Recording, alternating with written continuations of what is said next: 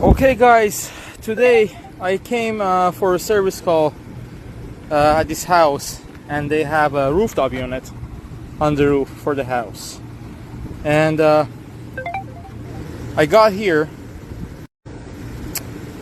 I jumpered between R and Y for the AC to turn on. Then the condenser fan was turning on, the compressor was turning on, but the blower fan wasn't coming on. I took a look at the board. There was a dead fly on the board, and I thought to myself, like maybe it caused a shortage between the wires, and that's why the fan is not coming on. So I took the board out, and this is what I found.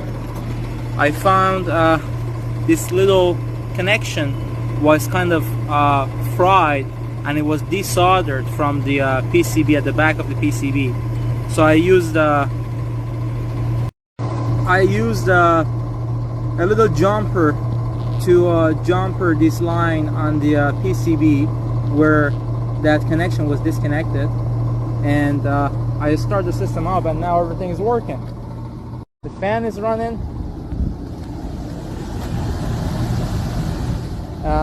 AC is working.